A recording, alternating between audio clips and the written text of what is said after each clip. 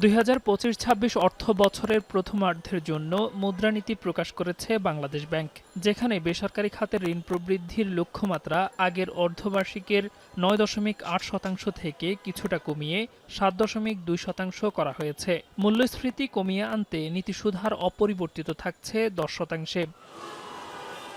বৃহস্পতিবার বাংলাদেশ ব্যাংকের প্রধান কার্যালয় জাহাঙ্গীর আলম কনভেনশন হলে আয়োজিত সভায় এ ঘোষণা দেন গভর্নর ড. আহসান এইচ মনসুর। এর আগে বুধবার কেন্দ্রীয় ব্যাংকের বোর্ড সভায় এ সংশোধিত লক্ষ্যমাত্রার অনুমোদন দেয়া হয়। এদিকে চলতি বছরের জুনে বেসরকারি খাতে ঋণ প্রবৃদ্ধি মাত্র ৬.৪০%। গত কয়েক মাস ধরে এই প্রবৃদ্ধি ৭%-এর নিচে। কেন্দ্রীয় ব্যাংকের আশা ২০২৫-২৬ অর্থ বছর শেষে বেসরকারি খাতের সামগ্রিক ঋণ প্রবৃদ্ধি ৮%-এ পৌঁছাবে।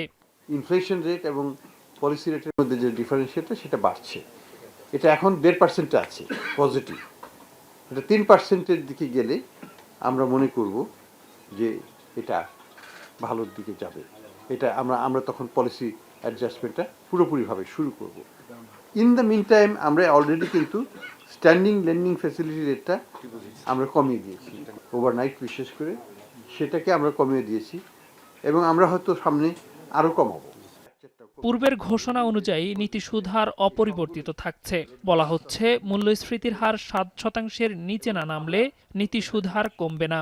যে বাই ডিসেম্বর সার্টেনলি ইন্টারেস্টের এই হাফেই কোনো এক সময় শেষের দিকে হয়তো কোনো এক সময় এটা আনওয়াইন্ডিং শুরু হবে, অর্থাৎ আমরা আস্তে কাজে ১১ থেকে ১০-এর থেকে কমিয়ে আনতে সক্ষম হব।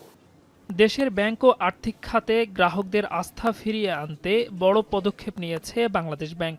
দুর্বল ও একীভূত হওয়ার প্রক্রিয়ায় থাকা ব্যাংক ও আর্থিক প্রতিষ্ঠানের আমানতকারীরা তাদের পুরো অর্থ ফেরত পাবেন বলে জানান গভর্নর, যা বাস্তবায়নে আমানত সুরক্ষা অধ্যাদেশ ২০২৫-এর সংশোধিত খসড়া অনুমোদন করেছে বাংলাদেশ ব্যাংকের পরিচালনা পর্ষদ। ডিপোজিটররা সম্পূর্ণ নিরাপদ, তাদের প্রত্যেকটার টাকাই তারা ফেরত পাবেন।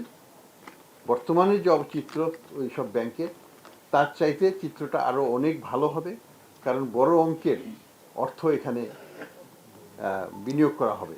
বিশেষজ্ঞরা বলছেন, কেন্দ্রীয় ব্যাংকের একার পক্ষে মূল্যস্ফীতি কমানো সম্ভব নয়। একই সাথে শুধু মুদ্রানীতি দিয়ে মূল্যস্ফীতি কমবে না। খাদ্য মূল্যস্ফীতির বড় অংশই হয় চালের বাজার অস্থিতিশীলতায়। তাই সরকারকে প্রয়োজন অনুযায়ী চাল আমদানি করে পর্যাপ্ত মজুদ রাখার পরামর্শ কেন্দ্রীয় ব্যাংকের। দেলোয়ার দোলন, এখন, ঢাকা।